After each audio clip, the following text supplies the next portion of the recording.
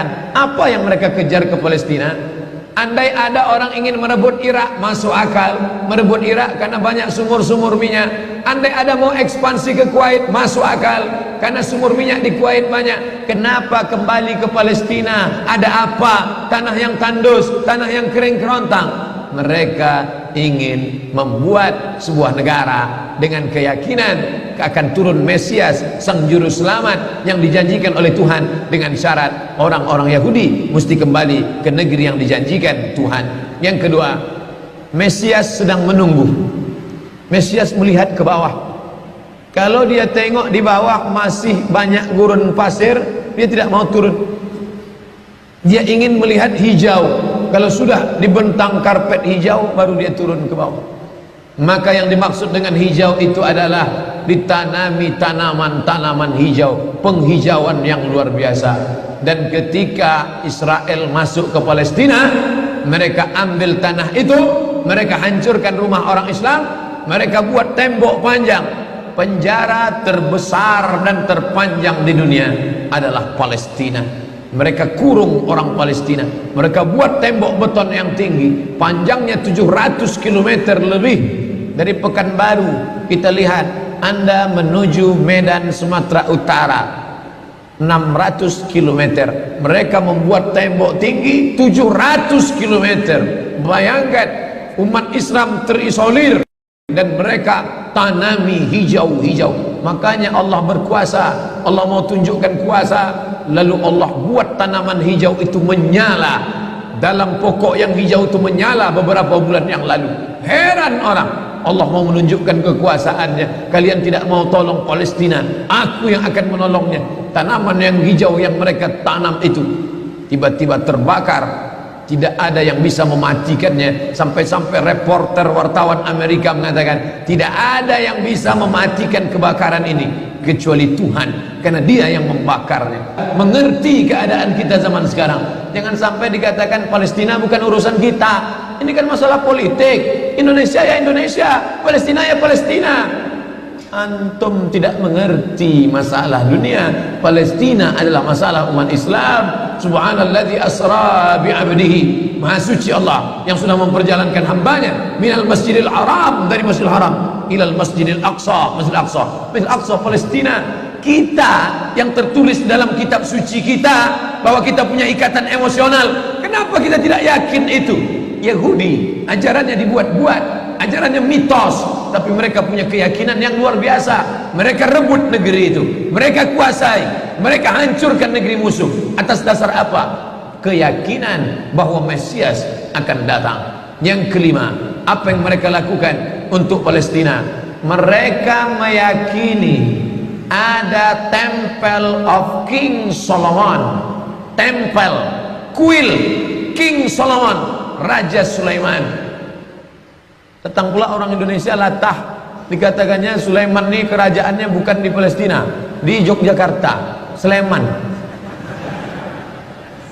Kata dia, King Solomon itu punya tempel kuil, dan Temple of King Solomon letaknya pas di bawah Al-Masjidil Aqsa. Apa maknanya?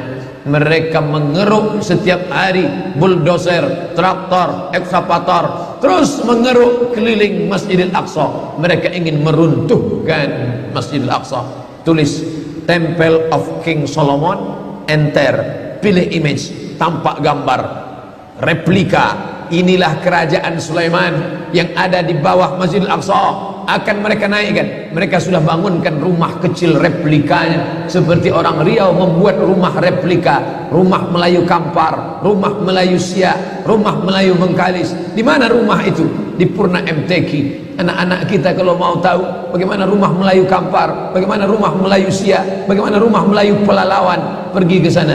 Sebagiannya ada, sebagian tak ada, entah kemana perginya. Tapi mereka membuatkan itu.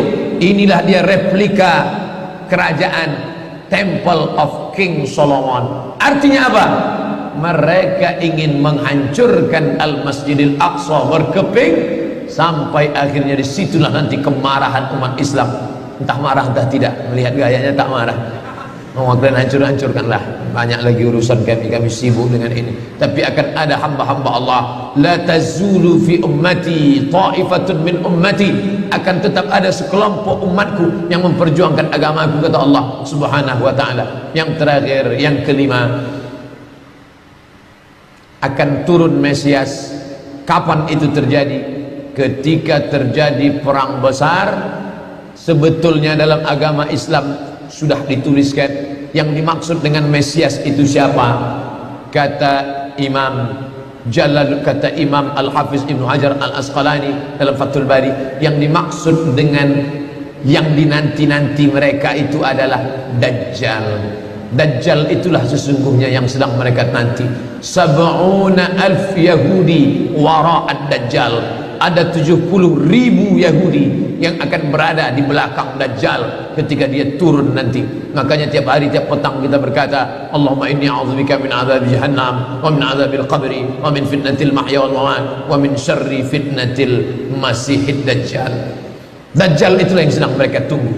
Dajjal itulah yang sedang mereka nanti-nantikan. Kita menantikan kedatangan, dia pun juga menantikan akan kedatangannya. Bedanya apa? Mereka meyakininya dengan semangat mereka luar biasa. Mereka bangkit. Umat Islam percaya. Padahal tiap hari dia katakan sebelum salam, Allahumma inni a'udzubika min adzabi jahannam wa min adzabil qabri wa min fitnatil mahya wal mamat wa min syarri fitnatil masihid Dajjal. Tiap hari dikatakan, tiap hari diucapkan. Tapi dalam hati, betul tak Dajjal datang? Entah iya entah tidak. Mereka yakin Dajjal akan datang, tapi mereka katakan itulah pemimpin kami, itulah Tuhan kami, itu adalah jelmaan daripada Tuhan kami, itu yang akan menghancurkan dunia, dia akan menjadi panutan kami. Kita berkata itu musuh kami, tapi kita pun ragu entah musuh entah tidak. Oleh sebab itu kita minta ampun kepada Allah atas kurangnya iman kita. Subuh ini kita bangkitkan semangat kita, tapi yang datang kepada, kenapa Allah tidak menolong? Katanya Allah itu maha kuasa. Cukup dia teriakkan saja, malaikatnya satu berteriak, pecah gendang telinga orang Yahudi, mati. Cukup dia tiupkan angin sejuk, terhirup, mati.